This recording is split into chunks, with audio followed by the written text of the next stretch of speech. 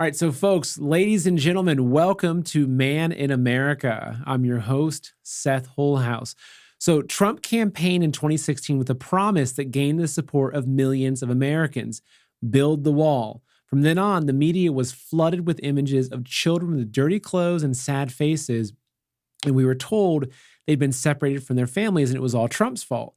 Fast forward to now, and the migrant crisis is worse than ever. And what do we hear from the left-wing media and Democrats now? Nothing.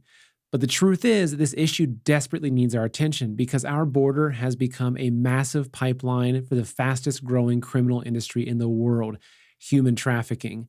And joining me today to discuss this is Becky Rasmussen, founder of Call to Freedom, an organization that helps trafficking victims to escape and heal. So, folks, we're going to jump right into the interview today. I apologize for the technical difficulties. So, Kate, are we ready to bring in our guest? All right. A bit of an audio issue. So, can you hear me okay? I can hear you great, Seth. Thank you. What would it be without any technical difficulties, right? We'd probably be mainstream media and we wouldn't be talking about this. Right, right. No worries, no worries. Thank Great. you for having us on the show. Oh, absolutely. So, Becky, you have an organization called Call to Freedom, and maybe you can start, just give us a little bit of your background. I mean, what led you into this fight against human trafficking? Yeah, I'm a faith lady, and so I actually was in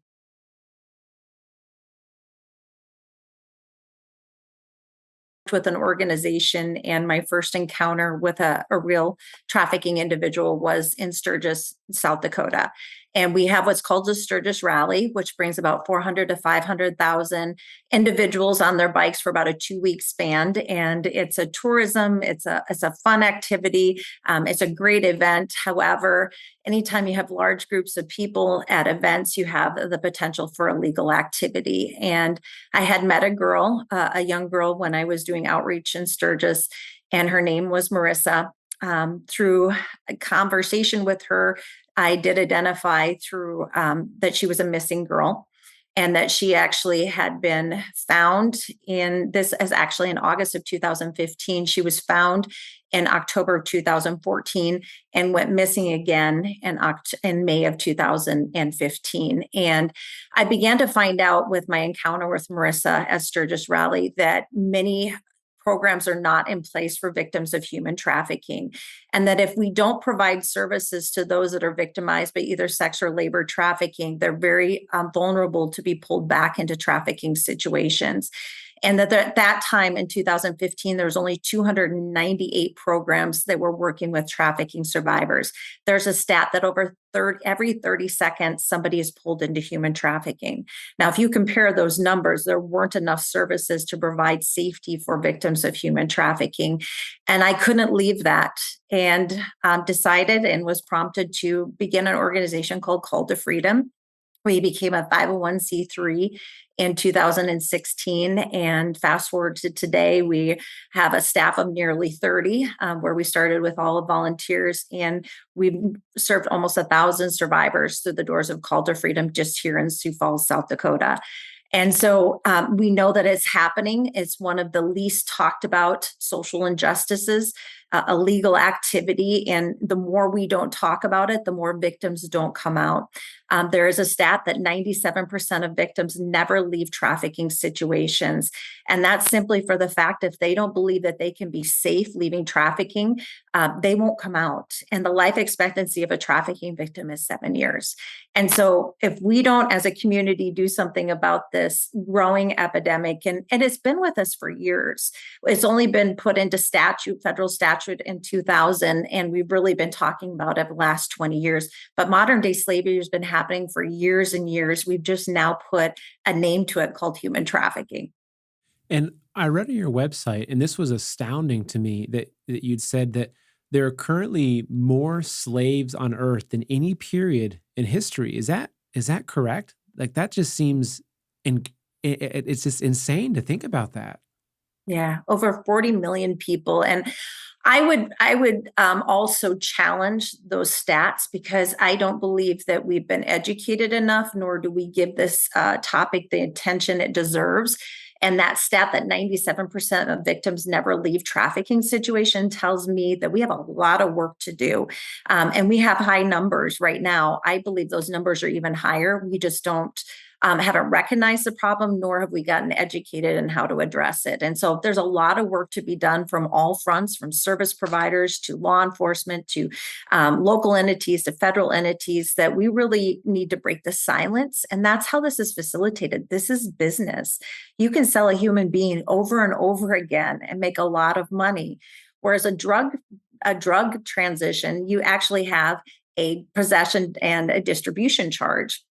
For a human, you actually have to identify that that human has force, fraud, or coercion, or is in those circumstances, and they have to comply and be a witness in cases. And those are very difficult cases, A, to identify, and B, to actually prosecute. And so we have a lot of work to do. We need to really talk about and challenge our systems to put those resources into place to really actively investigate these and search out and do more sting operations so that we're finding these victims within our systems and our communities. And in your experience in dealing with victims and obviously researching and knowing a lot about this, what role does the southern border play in human? Because I know that for drugs, it's huge. It's one of the main gateways of all the various ways that they're bringing across, whether it's methamphetamines or heroin or fentanyl these days. But what role does the southern border play in the trade of humans? Yeah, I mean, all those intersectionalities between drugs, guns, trafficking, and humans, they go hand in hand. If somebody is dealing drugs and some of these organizations are dealing drugs as organized crime, you're typically also seeing that they're facilitating the sale of human beings. And so when we're not monitoring our borders, and there's two things that we're seeing. We're seeing a lot more illegal activity come across our borders because we're not monitoring the way that we should. But you also have a lot of people that are in countries that are in unsafe situations, and they seek refuge in the United States for safety. And perpetrators also see that. Those traffickers see that, wow, this is a business opportunity. This person wants to come to safety to the United States. So let me offer that to them. Let me tell them that I can, if they pay me $60,000, I'll be able to pull them across the borders and provide them with a new life. And those are false promises, where that creates the sex trafficking, the labor trafficking. And so when we have that massive amount of people that we can't monitor coming across the border, I was looking at numbers, almost 230,000 people alone in September, the largest record of a number of people, immigrants coming across the border. We can't monitor that. And organized crime knows that. And they see that as an opportunity to victimize vulnerable individuals that come across the border, but also to infiltrate into our communities. I mean, we in South Dakota, we have seen this increase of homicides, illegal activity, drugs. And I would say that that is coming from our southern border, for one, and maybe other opportunities as well. But when we don't monitor, that's what illegal activity loves, and that's how it really is successful. Is because when it's hidden, we're not looking for it, nor are we equipped to combat it. And so, for all the people that have somehow kind of been taken in and put into the human trafficking trade, how how is it that most of them fall into this? I mean, is it that they're just kidnapped one day, or what are some of the scenarios of how a say a 15-year-old girl that's going to the mall in America ends up basically being a sex slave that's being prostituted out? They have what a lot of manipulation. If they can get a victim to think that that was their choice to be involved with the human trafficking situation, then it's really hard to prosecute these cases. And it's easy to control your victims. So we see what we call grooming and recruiting. I like to refer to it as manipulation, because these traffickers will build relationships. So, for example, they'll meet them at the mall. They'll notice. We had one scenario where a young girl was crying at the mall because her boyfriend just broke up with her, and she became a target. And this individual walked up to her, befriended her, said all the right things, made her feel important. And over 3 months, he had actually got her into isolated control environment and started pimping her out. And so these traffickers, this is business. And I think this is one of the things that people don't realize. is that these people, there's a demand, which are the individuals who are buying individuals, and then you have a trafficker who's the business person who facilitates this business. So the demand really sets the tone for what that trafficker is going to recruit or target as a victim. And so if we don't address the whole picture, we're going to have more victims than we ever have.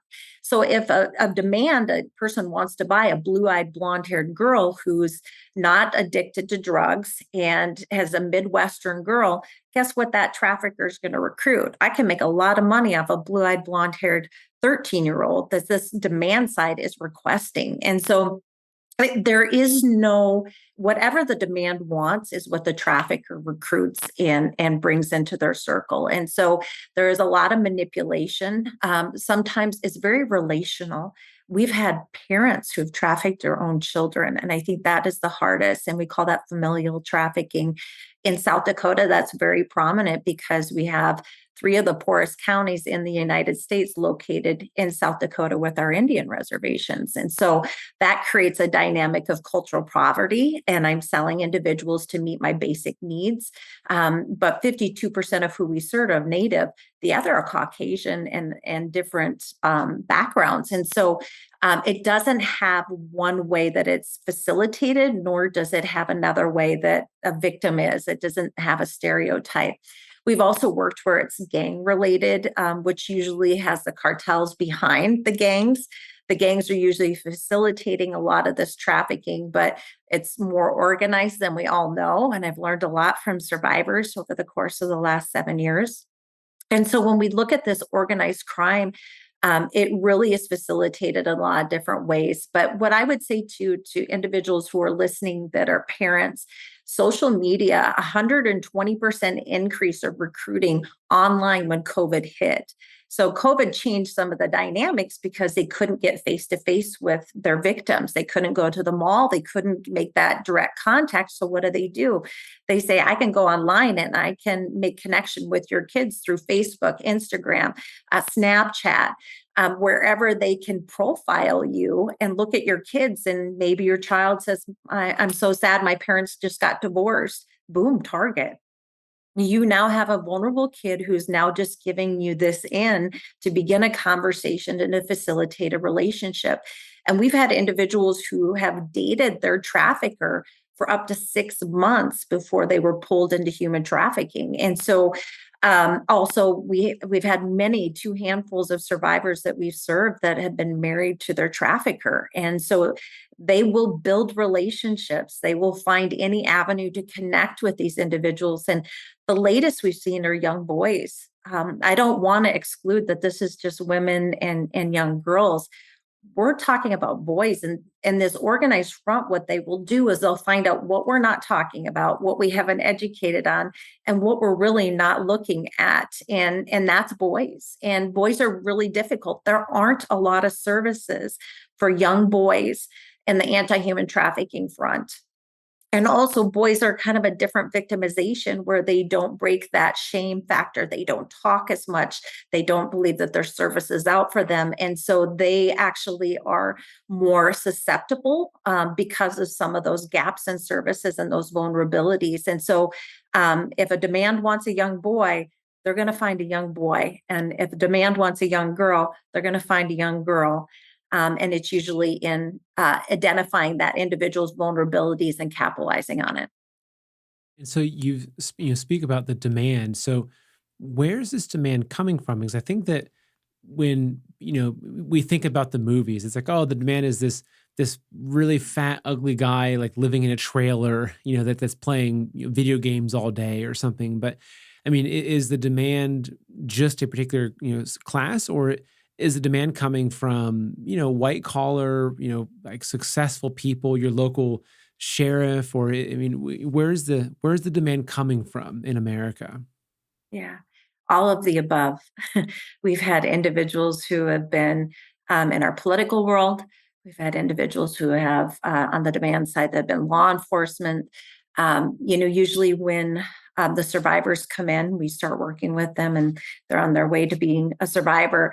They begin to tell us that you would be surprised who's buying individuals. And I think one thing that we need to talk about and bring the elephant in the room is that pornography piece. Is that it's a lot of these individuals that are stuck in what we call the demand, who are purchasers, have been pulled in by pornography. And it's very accessible to individuals and it's highly addictive.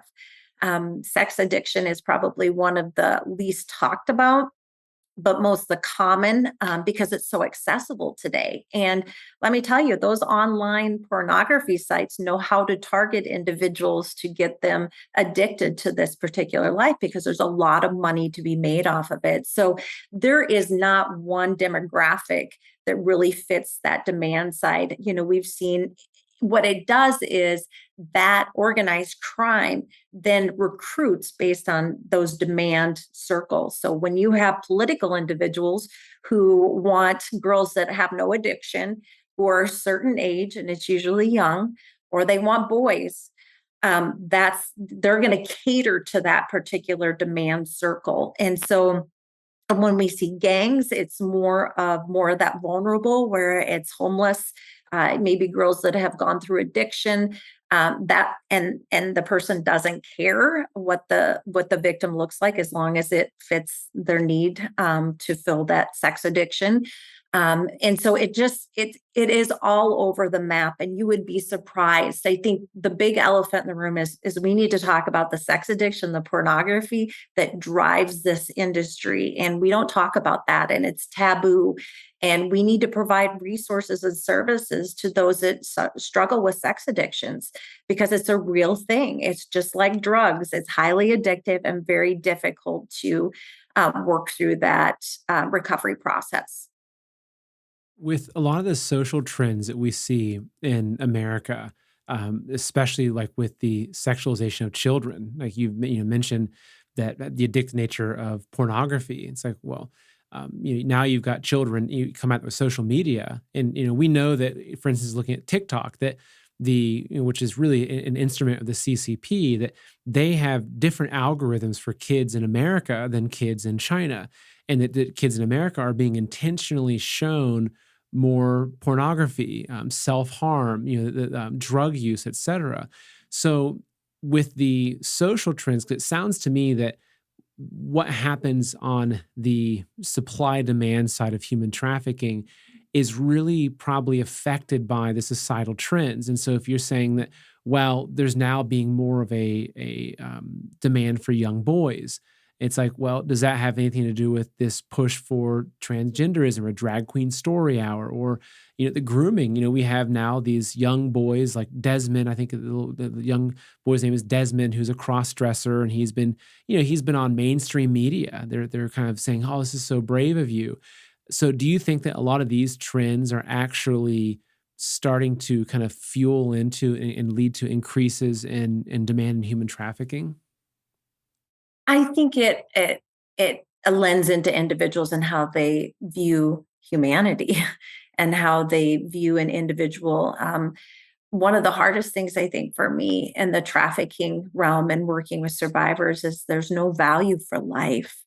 We have devalued people. We have devalued, gender. We devalued certain things in our society that we've created some of this dynamic. And when we were young, you couldn't say swear words on TV. You couldn't show body parts and be exposed.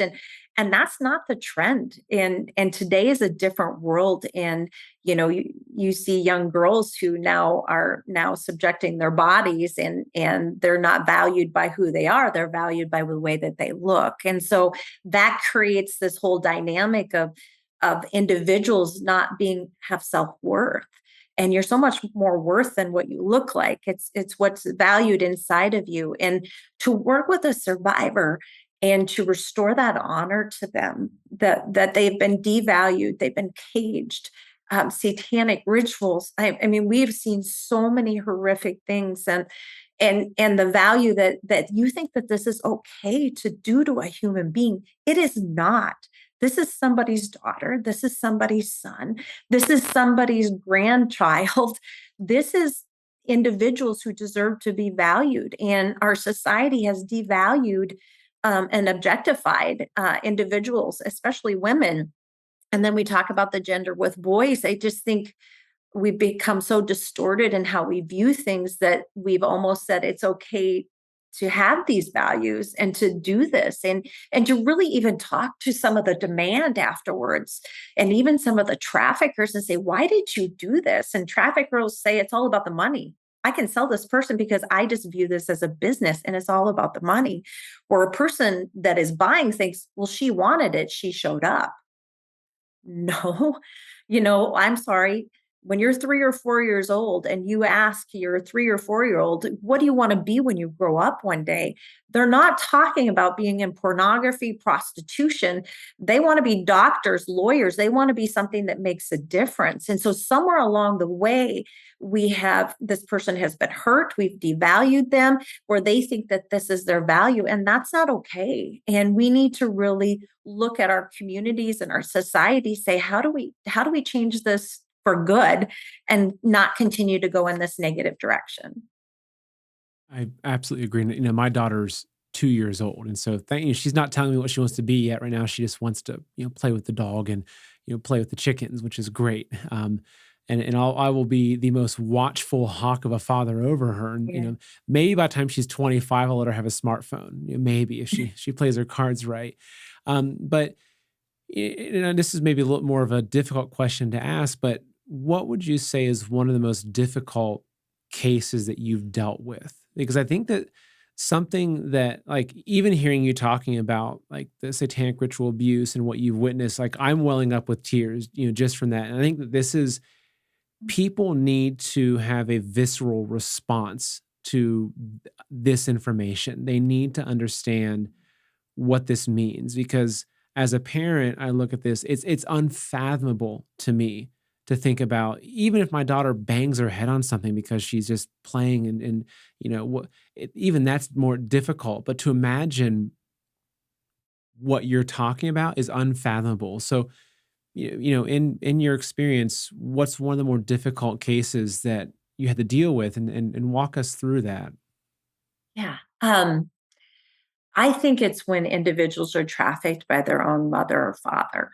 There was a case when we first started Call to Freedom, and we work a lot with domestic violence shelters, and they're like kind of the first place that somebody's in crisis or in an abusive relationship they run to. So we do a lot of trainings with domestic violence shelters to ask the right questions. It may look like a domestic violence situation, and survivors will tell you that every domestic violence situation, always, human trafficking always has domestic violence, but not every domestic violence case has human trafficking. And so, in this particular case, we had actually trained the domestic violence shelters to ask more questions to better identify what was going on with some of these individuals, and could it be human trafficking. And they began to ask this young girl, she was in her mid 20s, a few questions, and she answered yes to all of those questions. And so they said, have you ever heard of Call to Freedom? And she goes, I have no idea what you're talking about. And she showed up on my door, and on a Saturday morning. I went in, met with her. She had been using drugs. She had been in a horrible car accident, very angry, lots of layers there. And I had asked for her name, and she lied to me because why would she trust me? And come to find out that she was actually a survivor of human trafficking, and she didn't know it as she was going on being 26 years old. And here's why. At age 3, her dad introduced her to pornography. From 3 to 4, he introduced her to drugs. And from 4 to 7, he sexually abused her. And he was grooming to sell her to his friends to make money off of this young girl. Now, this young girl didn't know any other life. This is the person she trusts the most, the person who's supposed to raise her, who's supposed to nurture her, take care of her. But he victimized her all the way to 18. And she had to have reconstructive surgery because of the victimization of being sold for year after year. She was in and out of systems. So she was one of what we call a juvie kid, Department of Corrections. She was those kid that looked like a troubled kid, but nobody ever identified that she was being trafficked by her own dad. And she would actually go to service providers, child protection services, JDC, and the protocol to them was to send them back to the parent. So she would disclose, my dad is abusing me, not understanding the dynamic of human trafficking. And then they would say, well, let's call your father. And so our systems have failed a lot of the kids that are in familial trafficking. And so she left her dad and went on to be a prostitute and was addicted to drugs because she was introduced by her dad. And at 26, she learned that she was a survivor of human trafficking. And we began to journey life with her. Now, there's a lot of layers there when you talk about addictions, you talk about sexual abuse, you talk about complex trauma, you talk about value and self worth. And this young girl had to go on a very difficult journey of healing. But there was something for her to realize that this wasn't something that I asked for, that force, fraud, and coercion was used, that I was a survivor of human trafficking. And something switched in this young girl when she was identified later in life. And fast forward to today, she's out of her addiction. She's no longer in that life. She owns her own home. She's actually traveled with me through the services of Call to Freedom to share at a legislative level in South Dakota to change laws to better identify kids that are victimized within homes, within our systems, so that we can better protect those young kids that are in these circumstances that they don't self-identify. And I think that's one of the things I want to get across is, why don't victims come out of this? A lot of them, this coercion, this manipulation is so well done that they don't even realize that they're a victim of human trafficking. And so we're very passionate as an organization at Call to Freedom to train first responders and those that are coming in contact. 88% of individuals that are in trafficking situations go through our healthcare communities. They're going through our emergency departments. And so for this young girl, her life might have been the same until that conversation at that domestic violence shelter that had been trained, that now she knew she was a survivor of human trafficking, and she could come and be able to find healing and being able to put a identity to what had happened to her versus thinking it's something that she asked for and that was something that she deserved all of her life.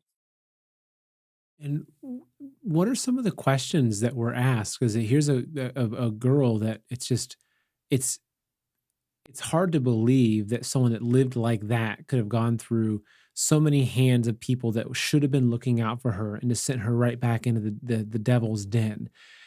So, what are some of the questions that she was asked that really assigned the red flag to her case that she was being trafficked? Mhm. When you were doing these sex acts, was there an exchange to your dad? When you were receiving these drugs, was there exchange of money? I think one of the things that we need to realize in these scenarios is it depends on the emergency and it depends on who's providing the services. We kind of tailor those questions. But if there was an exchange of something for an act of sex or labor, then we're talking about human trafficking. And so that can come in the form of a living environment, that can come in the form of actual money, that can come in the form of drugs. And she didn't see that. She saw that as, I'm survival sex. I'm providing for my family because my dad is getting revenue because I'm selling myself and I'd be able to keep our house. And so those are key factors for people to find out. Let's ask a little deeper about, why was that money exchanged? Could you freely leave that situation? And she couldn't, because those systems kept putting her back into the home with her dad. There was one time where she disclosed to a juvenile detention center, and they said, I have to report back to your dad. And he beat her up in the parking lot. And so, why would a victim come to a service provider when they've been failed by our systems? And so, the reason why she didn't give me her name for 2 weeks, why would I be any different? Why would I have actually supported her when in her mind, every other system had failed her? And that's a reality of a survivor of trafficking, is that a lot of times systems have failed them. Navigating our systems within our mental health, addiction, it's really difficult and it's overwhelming for a victim to be able to get all those resources on their own, to answer all of those questions and navigate all of those systems. And that's one of the reasons why they don't leave, is traffickers know I can control you in that environment. And so here at Call to Freedom, what we did is we listened to survivors. Our program was developed by survivors of human trafficking. And every time that they would come out and say, I can't go apply for a job because I've been sold for the last 5 years. What do I put on my resume? I want to go lie. And I'm like, you're not going to lie. We're going to help you do this. And so they don't like to retell their stories. And so if we can take all of these services and really provide services under one umbrella for survivors of human trafficking by collaboration, of course, within our community, but we help navigate that so they don't have to continue to tell their story. That's how we're going to get survivors out of these trafficking situations. Two things have to be met: safety. If they don't think, trafficking victims don't think you can keep them safe, they will not come to you. If basic needs are met, a lot of times traffickers control their victims by their living arrangements, hold their identification. They dictate what they eat. They may even be controlling their children. If you can't provide those basic needs to individuals, they're traffickers doing that. And so they are not going to leave those situations for those reasons as well. And so, again, asking those questions, getting trained. I just want to tell people, get to a training if you're a first responder, because you could essentially save a life out of human trafficking or and other social injustices as well. And this isn't the first time that I've heard, because I've watched a lot of interviews and interviewed people myself that have been through trafficking, and is not the first time that I've heard that these government institutions like the child protection services or the orphanage systems or the foster care systems are actually very complicit in the trafficking. And so it's astounding to me that the very organizations they think they should be able to go to help them are the ones that are actually, out the back door trafficking the children they should be saving. And so if you combine that at a more of a government level with the fact that we're also seeing just this massive push against securing the southern border, which these people, they have to know what's happening, on the southern border. They have to, to at least some degree. Look, these are the politicians that should be the ones that are on the forefront of understanding how something like the border affects crime rates, et cetera. But also, you've mentioned that some of the people that are purchasing, these trafficked victims for sex or whatever are politicians. So is the and again, I'm not saying that everyone in these organizations or these are bad, because I believe there's a lot of good people. And, even within, say, CPS, there's probably really good people that may not even know what that organization is doing, and that hidden part of it. But do you think that there is some aspect of our entire system that's corrupted with this, especially when you look at the stories about Jeffrey Epstein, the blackmail, the grooming, and the use of this? I mean, how pervasive do you think that it is? For us, I think it's more of the system breakdown. There is corruption. This is a lot of money. There's a lot of money to be made. A lot of times, keep quiet, don't say anything. More of the survivors know some of those inner workings. And if they decide to share, sometimes they don't because they're too afraid. And sometimes they think about our safety.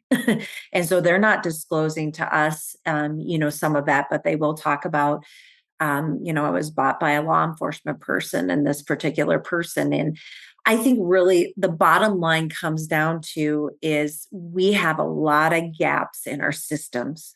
Our systems are not really designed to really support victims, especially of human trafficking, the way that they need to be supported. And what I mean by that is if our state legislation or our state statute doesn't have human trafficking and the sexual abuse law, then they're not going to be addressing human trafficking. If we don't have mandatory training for law enforcement and they're not trained in how to identify it, they don't identify trafficking situations. And so I think the real for us in the service provider world, because we need all of these people, they're the ones that are coming into first contact with the victims, is really more of that education front. Man, we need to, they're not asking the questions, they're not identifying. And sometimes our federal statute and our state statute don't allow us to intervene on these cases. And then people are okay with that.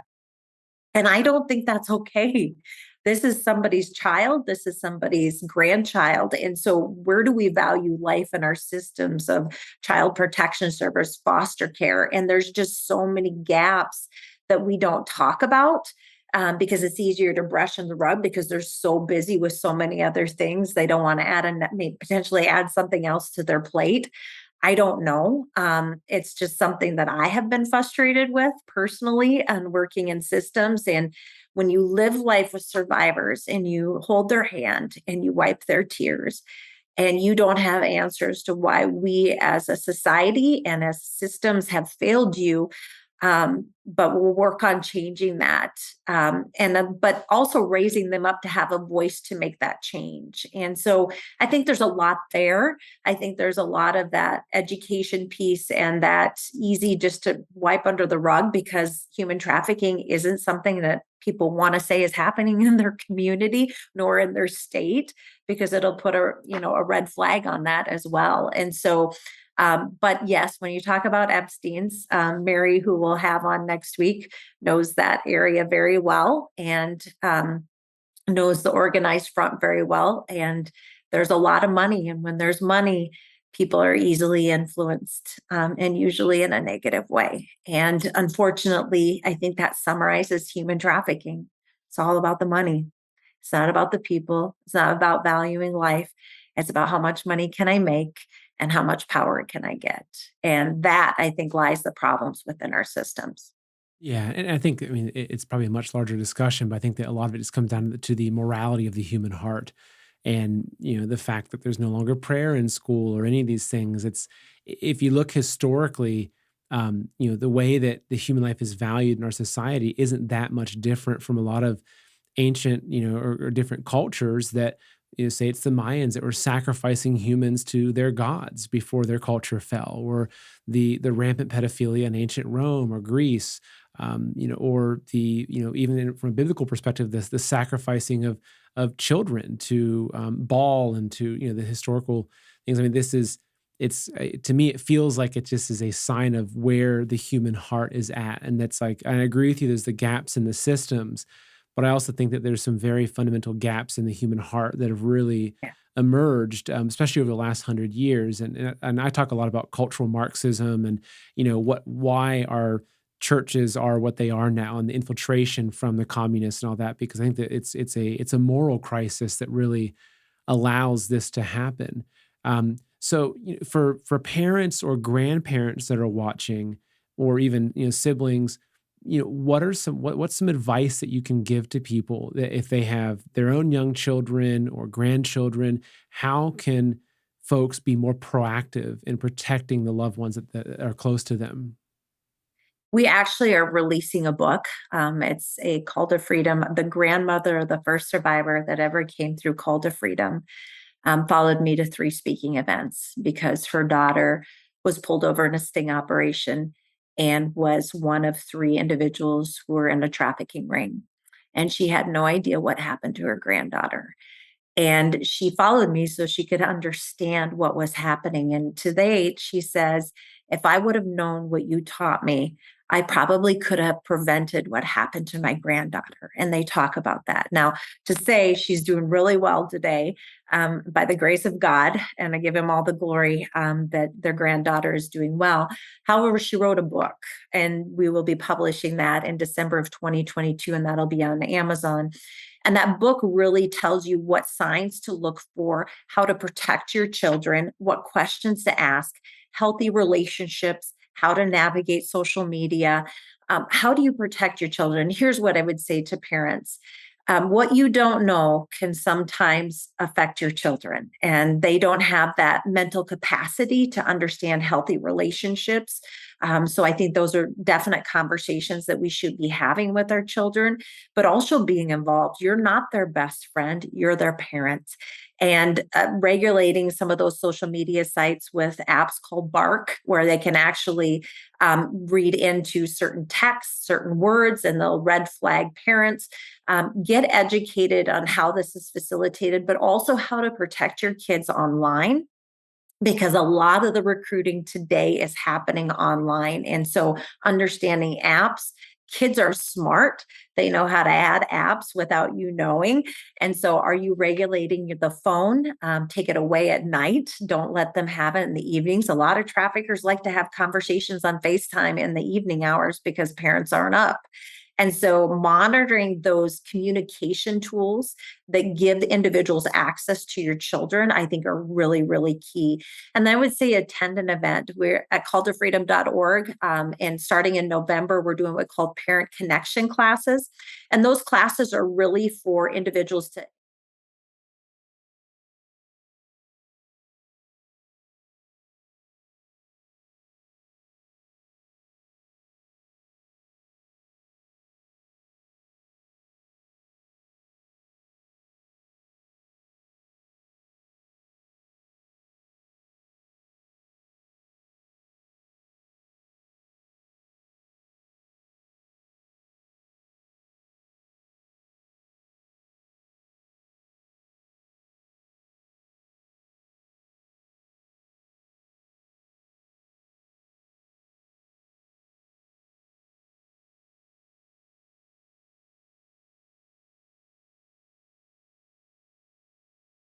Our job to protect our children, and it's also our job to be their parent, not their best friend.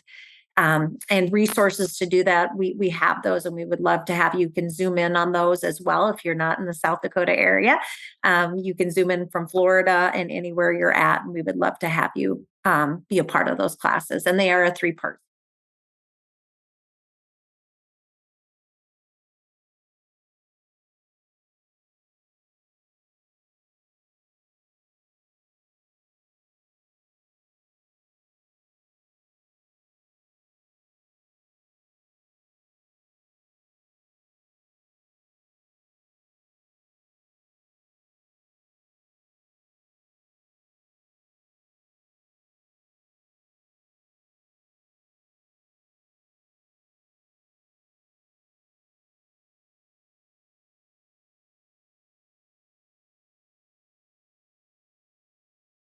What are you seeing? What are the trends? And I think the key is for us to be able to tell parents or individuals, what are we seeing as trends? Because traffickers are watching what we're doing. They're watching these cases and they're changing the way they do business. And they will divert from one way that they've done business to another if it's on the radar. And so we want to keep parents in the loop. I would say if you attend one of those classes, go back in a year and attend another one, because it'll be whole group of it'll be another session on a whole different information. One of the latest, again, like I said, is we've been so focused on women and girls. Now we're seeing this push with boys. And what we heard when we sat down with some of our federal contacts is boys aren't disclosing. They're blackmailing these kids. They're starting by asking for pics. Give me a picture of you naked. And they're posing as a young girl that looks like she has a crush on this individual. And they send them a picture, and that's when the blackmail begins. So they're not only trafficking, but they're also exploitation, which is another form of trafficking. And so they will begin to say, all right, I'm going to exploit you. I'm going to send this out on all your social media sites, all of my social media sites, your pictures and what you sent me. Send me more pictures. And they're putting them out on pornography sites. And then they're also saying, go get your mom's credit card, and begin to blackmail these kids. These kids feel like they have nowhere to go. And what we're seeing is this increase of suicide. And I'm like, that's not good enough. These individuals, this is money. They sit in a room 8 hours a day paid to target our kids. And because we're not paying attention to this, because we're not getting educated, because we don't have the resources to investigate it, guess where they're going from drugs? They're going to human beings because it's easier to facilitate. And so, parents, I'm just telling you, please get educated. Please take the time to understand how this is facilitated to protect your children. And maybe you don't know this particular figure, but how much money can a pimp or a cartel member, whoever it is, how much can they make in a year off of an individual? Yeah. There's several figures. On average, what trafficker or survivors rather have told us is usually an average trick is 100 to $125 a trick. Depends on who they're being sold to, depends on the ring. But if you take that 100 to 125, and on average, they're sold up to potentially up to 15 times a day. So if you take 15 times that just low average of $100, you're talking about significant money. Now, with that, you also don't have any overhead because you're not providing a lot for that individual. You don't have to buy a drug. So, drug, you actually have to purchase that drug in order to sell the drug. You don't have this overhead. So, where is organized crime going to go? They're going to go to where I can make a lot more money and where I'm not going to get identified. And that is human trafficking. The stat is the second largest criminal illegal activity that's growing. And it's only been in statute for 22 years. In 2000 is when it went into federal statute. 22 years. And we're talking that it has now moved up to second largest. I would even say it's probably beyond some of the others because of gun trafficking and drug trafficking, because it's hard to identify and we don't have correct stats. Most law enforcement have never been trained in most states to identify human trafficking.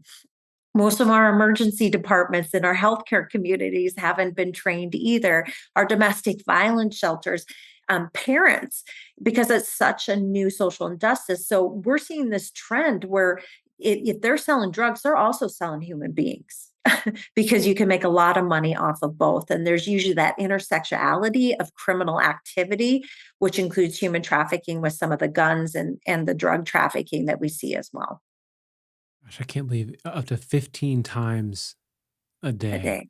That is just it's just unfathomable. Think I about mean, that. like, what would that do to an individual? Ugh. So let me tell you what that does.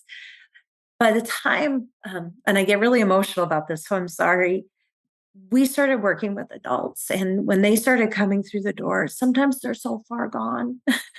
Their mental health, their addiction, their complex trauma is so severe that sometimes it's really difficult to reach that individual. But as we began to talk through their journey, we started to realize that they were victimized as kids and never got identified because it's new conversation. And so we thought, gosh, we can't reach them now, but how do we get to them at a younger age? And so we've really, the average age of a trafficking victim is 11 to 14. And so, and we're seeing it get younger because the demand just seems to get sicker and sicker. But in that, if we can get to the kids early, we can intervene. We're not going to have this complex trauma that we're seeing as we're getting them as adults that they've been victimized for years and years. So I've seen where they've been victimized for 3 months. And I had a woman walk through the door who was 63 years old who had been trafficked for over 50 years of her life. Oh my She could goodness. not function, her mental health, her PTSD, her anxiety. We started her on occupational therapy where she would knit and smells, colors, so much what we call triggers, and sometimes survivors refer to them as cues. They're cues, they're reminders, they're triggers. There's so much layer. Your body suppresses trauma. And as your body begins to relax and deal through that trauma, layers and layers and layers are revealed. And so when you talk about that kind of trauma multiple times a day, different types of victimization, it's not like sexual abuse. It's much more severe. And so the recovery process for a human trafficking victim is sometimes a lifetime. And that's why at Call to Freedom, we don't say you can only come to us for a year or two. That survivor has the opportunity to stay with us as long as they want. And so we've served from the beginning to now survivors. Sometimes we serve survivors for 3 months to 4 months because we transition them to another service provider because of safety. It's really up to that survivor. And you can't restore somebody fully that has been through that kind of trauma. It's a journey. And in order for them to get back into work environments, to get back into family, to want to be a parent, you got to work through and provide a structure for them to be supported in those life choices processes. And that's what we do. And we now have almost 30 staff that are doing different things from housing to occupational therapy to employment services to addiction counselors on staff. We do counseling as well to holistic. We have a spiritual coordinator on staff too. And that's a journey. I mean, you can't ask a survivor who has been treated this way to forgive somebody or to believe that God was there in those circumstances. That's a journey. And I always say they have always been said things and experienced something different. It's our job at Call to Freedom to show them and model what Christ is. They don't care what we say, they're watching what we do. And I think that's a key in gaining the trust of a survivor, but also for them to learn healthy and to model healthy behavior is to really see it in action versus people saying they're doing it or telling them what to do. Yeah. Show with your, yeah, with your actions, not your words or your intentions, but just do it.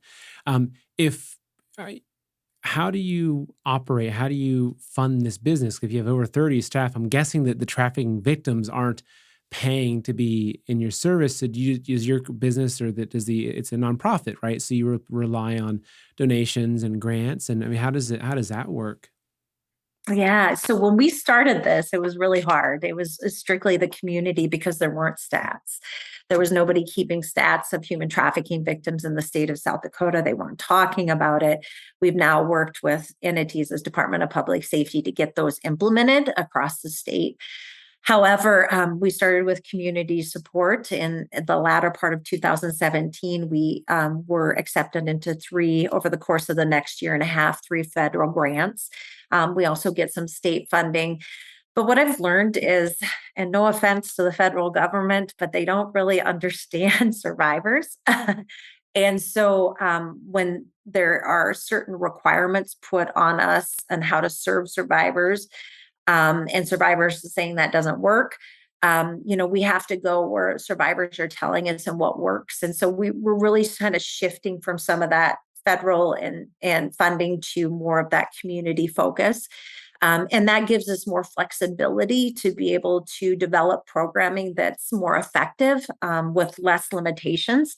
So we get a funding from all different sources, but we're really going to that community funding so that we can provide services that are effective and don't have the restrictions or control of how we facilitate that. Well, yeah, that's good. It doesn't surprise me to hear that the federal government's not the most helpful with this stuff. So, There are um, some good things. I'm No sure there offense. are. Sorry if anybody's listening. There are definitely some good I'm things. sure there But are. for me, we will always be an organization that listens to survivors. Nobody has experienced what they've experienced. And there are times where I've had to take them to doctor's appointments, and it's been very traumatic for them because their trafficking was cartel and it was down in Mexico, and they would hire doctors in a small room and do operations on these individuals so they could keep selling them. And so anytime I'd have to take this young girl into an emergency department, she would trigger. They would say one wrong thing, they weren't trauma informed, and she ran. And so she wouldn't go to get medical help. And so we had to train them. And so I mean, really, what we want to do is we live life with survivors, and then we learn how to do this better. And so we actually have four survivors who are on staff that do program development for Call to Freedom, that are in a really good place in their recovery process where they're able to lend their voice to the development of what we do. And one of our new projects was Marissa's House, which was named after the young girl that I met in Sturgis, South Dakota. And the Lord told me that to restore honor back to her. And so all of our housing projects will be named after her because of my encounter with her in Sturgis in 2015. And that now has evolved from just offering housing for just survivors, but it now has housing for survivors and their children. And one of the things that we started to see with survivors, they were doing so well and they wanted to be reunified with their children. What had happened is they had lost them because they looked like they weren't good parents. They were in trafficking situations that they didn't disclose or weren't identified. And so they lost their children in the system. And so we opened that new project April 1st of 2022. And we've now reunified 7 families in that short period of time. And we've had 19 survivors go through, and we're currently housing 9 children with them. And it's one of the most amazing experiences to see somebody who thought that they would never have life again or experience a normal life to begin to learn how to be a parent in a supportive environment, to learn how to do a job, balance their checking book, to, just having classes with other survivors where they can talk about what happened with them and get healing. And so it's really, we're very passionate about making sure that survivors have a voice at the table, but also that we're providing every opportunity for a survivor of human trafficking to do well and to have every tool at their within their reach so that they can accomplish that for themselves. Yeah, that's fantastic. And actually, I was looking up, doing a little research, and I saw the housing, and it was just incredible what you've been able to accomplish. I mean, especially going from just one person on a mission to nearly 30 people and multiple offices and everything that you're doing. So I think it's so commendable because a lot of us hear about this and it's just it's that one thing that you don't want to talk about very much, or maybe you do and you share it on social media and then Facebook kicks you off because you're doing something that doesn't fit in line with what their values are. So Becky, we're not going to jump into the Q&A portion, but before we go, I want to bring your website up one more time. Also, I think we had a few audio issues, which I just apologize for. Just happens sometimes. It seems to be always the really important discussions where we have some sort of issue. So, but we kind of power through it and we get the message out there. So your website, which I'll bring up again, one second here, is just calltofreedom.org. So for everyone that's watching, calltofreedom.org. If you want work, there's a donation button up there in the top bar, but you can also, I would recommend everyone watching here, at a minimum, bookmark this and try to go to one of the events. Try to go to one of the training events if you're a parent, a grandparent, because I think my guess is that it's happening in the places we would least expect. Even in probably wealthier neighborhoods and good school systems, it can still happen. So get yourself trained. And if you want to join us now for the Q&A portion, that's going to be over on Rise TV. So you've heard of Rise TV by now, I'm sure. It's a Patriot-owned streaming platform. And if you want to come join us and have Becky answer your question, or if you have any other questions or comments, or you just want to share some thoughts, please come over with us. They're in the description below the video. There's a link for a free trial, so you can come check it out. And we're going to go ahead and hop over there now. So Dom, you can go ahead and cut the public streams, and we're going to dive right into the Q&A. And I can see already there's a bunch of questions and comments. And I'll start with this. Actually, this is just from Metal Avenger, who says, Becky, thank you for your amazing work.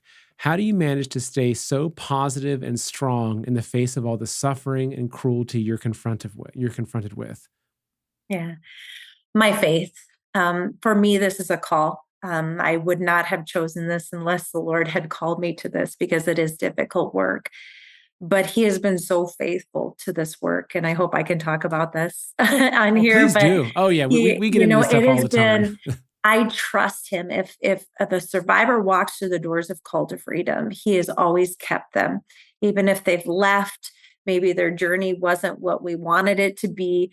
All of a sudden, after 7 years, all these survivors started coming back that maybe I lost touch with. And they said, I'm doing well, Becky. Thank you for that. And so for me, I don't do this to be on this podcast. I don't do this I wish I never had to talk about this. For me, it's about changing lives and to know that, me made an impact and 10, 15, hundreds of people's lives that deserve to be restored in honor. They've been dishonored for so long, and to restore that honor, to be a part of that journey, and to allow them to share their voice and to do well in life. That's why I do what I do. Oh, good. Well, thank you for sharing that. Yeah, we talk very openly here about. I mean, look, Yeah. like I talk about the fact that we're in a battle of good and evil right now, and even if you look at whether it's geopolitics or the satanic agendas being pushed in our country, I find it's hard to have a real conversation about the world right now without getting into faith because it's like otherwise it's like we're not talking about the real issue here. Yeah. So I appreciate you sharing that. Here's a question from Chicken Coop Lady who says, I used to be a teacher.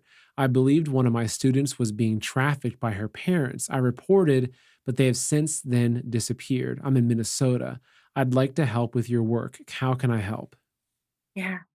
Calltofreedom.org. If you're in Minnesota, we also do what we call an ambassador program. It's so you can volunteer even from afar. And what that is we developed resources to go into rest stops, into places where survivors are going through. And go to calltofreedom.org under volunteer if you want to give. For me, ambassador program is one of our, I think, our strongest voices because they're pull tabs, and they are actually a phone number. If a survivor is in an emergency department or in a rest stop, they can pull that tab, take it with them, and when they are safe, they can make that call to get out. And we just need to spread that word. And I never knew how important it was until we did about 50 pull tabs, and within a few days, they were all gone. And we were having to replace them. And we actually go back to places and we're replacing them at 50, 50 new pull tabs. And they're pretty big pull tabs at a time. And then I walked in and somebody had transcribed it into Spanish so that somebody in Spanish could understand the questions, and had wrote the phone number on there because all the pull tabs were gone. And I think that to me spoke volumes that we need to get these resources into communities where survivors can get, or victims can get to them, because we can't really rely on, because of that safety factor, victims self-disclosing or coming out and asking for help for a variety of different reasons that I shared today. So getting those resources within to our communities so that they have the ability to make the call, or our community can report that as well through some of those numbers that are on those resources. The big one, and I'll pull the website up one more time. The big one though is just calltofreedom.org, right? And Yeah. this is, and here you have all. I think I was on here earlier, and all at the bottom you can find all the, pardon me, the contact information, the address, and everything, right? Yep, and support us, and then also join our mission. You have the volunteer, donate, or contact us if you have additional questions. We have individuals that oversee each of those departments as well. Perfect. And if you know anybody that needs help, please call us. We work with lots of different partners in other communities, or we have a security team that will go pick up people and bring them to us if we have to. And I've done that many times. Okay. Okay. Here's a question. This is from Jonathan88, who says that Josh Phillips, so Josh Phillips is a reporter with the Epoch Times, investigative journalist, revealed that China and the UN are funding the mass migration border crisis through NGOs, not as much through the cartels. What organizations are you finding involved in this crisis? I don't know if I can speak to that, but I can tell you that that is factual. We actually have different nonprofits that would facilitate this as a front, but also we've seen churches do it as well. I think I've been more involved with churches that are facilitating this more so than NGOs in our area. If you have, I'm just going to tell you, if you know of these, report them to Department of Homeland Security. They're probably the most trained, and can go cross state in this reporting. And so I keep saying, if you are aware of these or you're hearing of them, report it to Department of Homeland Security. And they have federal agents that go cross states that investigate these cases, are probably the most trained than local communities are as well. So you're saying that actually, so that you're finding that churches are involved in, can you speak a little bit about that? Yeah.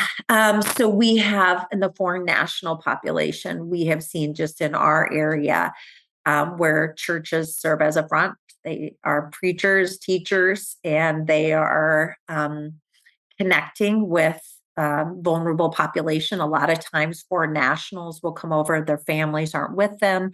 They'll speak their language, they'll know how to culturally engage them. They'll get them baptized, they'll talk about Jesus, and then all of a sudden they're sending them off to different parts of our rural communities in different jobs working. And then shortly after that, they disappear. And so if something inside of you says something isn't right, you're seeing some activity that just doesn't seem normal, it is our job as a community to report it. The more reports we have, the more that gives law enforcement the ability to hopefully intervene on those cases. Here in Sioux Falls, we do Crime Stoppers. If it's reported to Crime Stoppers, it's anonymous. It's the same thing with Department of Homeland Security, it's anonymous. So you wouldn't, if something doesn't feel right, please report it because you could save a life. And there may be times where that those federal entities or those local entities already have that particular business on their radar or that particular home on their radar.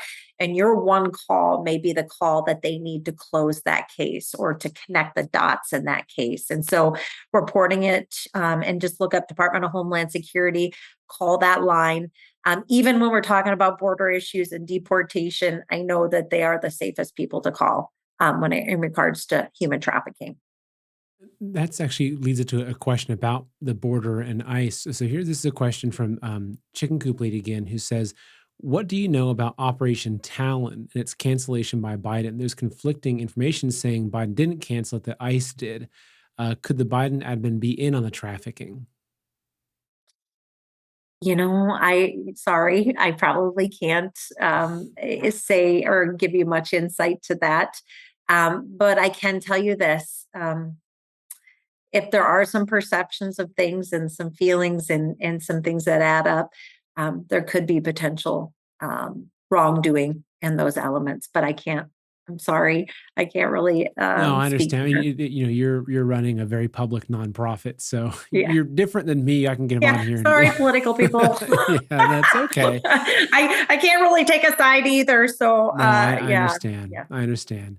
Actually, one question I had that I didn't get to earlier was the people that are the customers, the folks that are buying, women or children or whatever it is for their own, kind of trick, or I forget what you called it. Are they how often are they aware that they're buying someone against their will? Like, so say that there's a local janitor and he, buys gets a prostitute, he goes onto some online website and finds a, prostitute or a call girl and ends up at some 17-year-old girl. How often are these people aware that they're actually paying for a trafficked victim versus somebody that, thinks that, well, they're just doing it for money and I'm paying them, so it's an equal exchange of goods.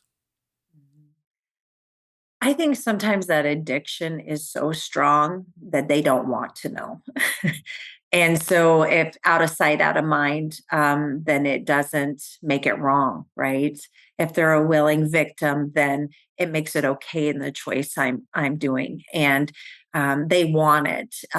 And I would say a large portion of that time, that is not the case. If you think of human beings and self-worth and value and the statement I made earlier about young girls growing up and making this choice, nobody makes this choice. Nobody, they might be willingly selling themselves, but I guarantee you something had happened to them over the course of their life to end up in that circumstance. So, what I would encourage the demand person to do, watch a human trafficking story, watch some of the documentaries, and then ask yourself the question, do you think this person really is making this choice to be sold? And sometimes the survivors get to a point where we worked with a young lady who was one of the first federally prosecuted human trafficking cases in the state of South Dakota. And later in life, she was arrested for prosecution because there weren't any services for her.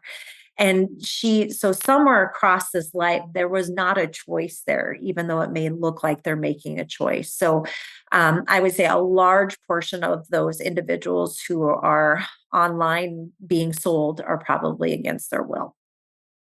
It's just it's so hard to wrap my mind around this, and just the prevalence of this in our society. And I have one more other question that I wanted to answer or I wanted to ask but didn't get to. Can you share like a good story of triumph, right? Can you share us a good story of someone that came in and they had a really rough past and like where they're at right now? Because sometimes those stories of hope and the triumph of the human spirit are just exactly what we need to hear. Yeah. So sometimes, triumph depends on their journey. So for this particular individual, about 2 years ago, a family had came into our office scared. Um, they were running for their life. They had actually seen their trafficker murdered and fled the area because they felt like they were going to be the next ones murdered. And so ended up in our doors and were scared. They didn't know who to trust. They actually left our program, came back to our program. Survival mode is very real for somebody who is in human trafficking, and so sometimes there's so much anxiety, and so this family actually went kind of back and forth. And one of the main women that actually was trafficked in this ring, and she had met her trafficker on Facebook. Her trafficker offered her the world. And next thing you know, she was in a very dark world that she didn't know how to get out of until her trafficker was actually shot. And so we started Journey Life with her, and she couldn't work a full time job because of her PTSD. She didn't have her identification, so we had to work on that.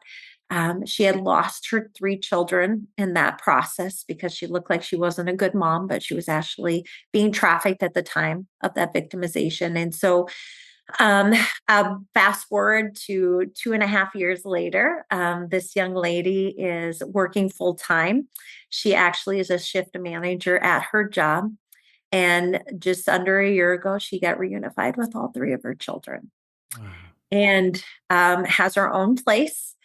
uh, Her kids came back. They have a lot of health issues, a lot of anger from some of this too. And so she's working through those real life issues when families are reunified. But she has her children back. And that was her focus. I want my kids back. I want to be a mom. I want them out of that state. I want them to be with me.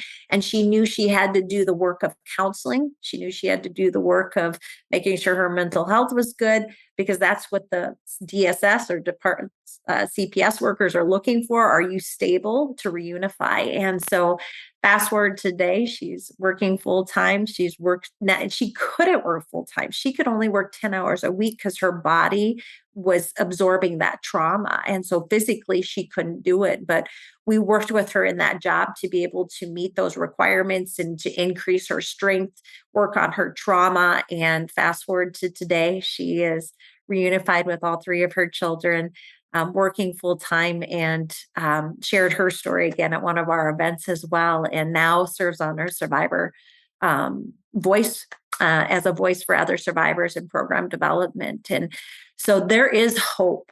And a lot of times survivors will come through our doors, and we will bring other survivors into those situations. And for them to see each other, to know that, this woman survived the Medellinian cartel and lived, that there was hope for them too. And that she actually had a normal life. I can't tell you how many times survivors have looked at me and said, "Can I really do this? Can I really get out?" And because it's so scary and unknown, but there is hope, and you can restore your life. And we have a lot of survivors that are living truth to that. And do you find that a lot of times the biggest roadblock is the fact that they don't believe they can have that life again? And like, is that one of the big things you have to work on is just to help them understand like that, yes, you can live a normal life again? Because everything, because I'm sure that through their lifetime, they've thought like, maybe I can get out this time. Maybe I can get out this time. And after that's been repeatedly, just stomped down by life and the people that are oppressing them, they probably lose even the belief that they can ever live a normal life again, right? Yeah. So they're told by their trafficker, you'll never leave. Nobody will ever believe you. So you have this voice speaking into you every day, abusing you, controlling you, and then failure. And so failure seems so much bigger to those that are coming out. And one of the things that we constantly remind survivors of is okay, you've taken 5 steps forward. Maybe you took 3 back, but let's focus on the 2 you went forward. So 6 months ago, would you have made this choice? What's different from 6 months ago? And then they start to realize from themselves, I've made a lot of steps forward. I'm just not where I want to be or where that normal person across the street is, because that's probably not a reality for them at that point in time in their life. And so, really, valuing them, even when we opened the new Marissa's house, which was a brand new building, brand new furniture, the women cried because they said, I don't know where I can go from here. I'll never have anything this nice. Most of them have never had their own apartment. They've never had their own bed. Their clothes had been controlled by their trafficker. Their food, what they could eat, was controlled by their trafficker. And so now you have freedom, but yet you don't know what to do with this freedom because you haven't experienced it. And so survivors of trafficking can't just leave trafficking and not have support. It's just virtually impossible. And so when people come alongside them and provide them with the services like Call to Freedom does, they can do anything. If they're supported in that process, I've seen them start to write books, share their voice, it's one of the greatest things to see that they are giving back from their trauma. They're giving back to others, and that's the reality. They've survived circumstances that we couldn't, and are living to tell about it and to make a difference. And so for us, that's what it's about. And for them, I want to say, if you're listening to this podcast and you something seems familiar to you and you're like, that's me, I don't know what to do, please call us, and you can go to our website and you can, communicate through us through our website. But there is hope out there, and you can get out of those situations, and you can be supported to achieve the life that you desire to have and you deserve to have. It's interesting listening to you kind of talk about this and think like, gosh, they control their food and their clothes. And because I remember, when I was much younger and I heard about human trafficking or modern day slavery, I thought, well, all the slaves in the past, they'd have like a collar around them or they were locked into cages. And I remember thinking, you look around society and everyone's free, they're walking around. And it was really difficult to really piece together the understanding of how someone can be a slave, yet they're walking through the mall just like anybody else would be. That the traffickers, these criminals, have become so good at psychological manipulation that they can literally have a cage around that person, though the person is walking around freely in, at a shopping mall or whatever. It's incredible, but it also goes into the depth of just the psychological trauma these people must have experienced. And think about recovery from that.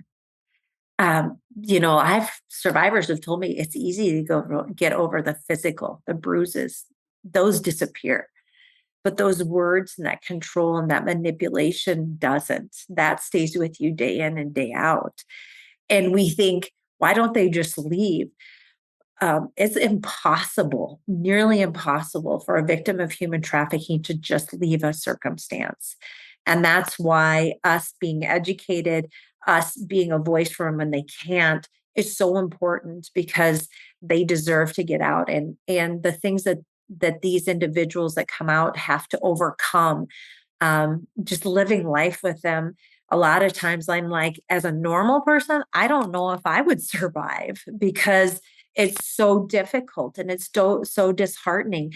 90% of those that we serve at Call to Freedom have had forced criminality. that means that their trafficker have put them out on the front lines and said, carry this drug deal for me.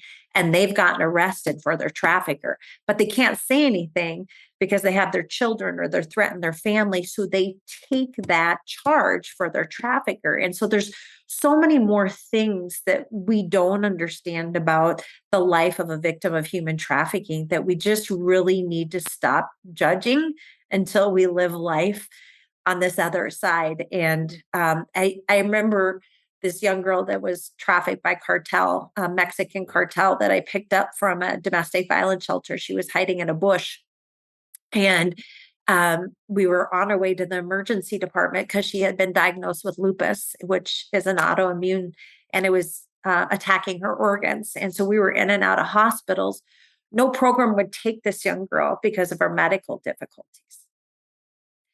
So she searched all across many states and wondering, where can I go? Where can I go live? And people said, no, we're not equipped to take you. We're not equipped to take you. And I said, we're taking her. And when I was taking her in and from emergency departments, there was a billboard that said, if you see human trafficking, report it. And I will never forget the day she looked at me. She said, they do believe us.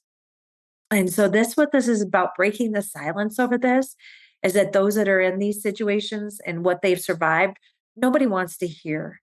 They're so horrific, but we need to believe them so that they can get out and get the help that they need. And that's exactly what the trafficker wants, is they don't want us to believe or want to touch this, because then that person never leaves that situation. And so I want to thank you so much, Seth, for having me and allowing me to share my passion.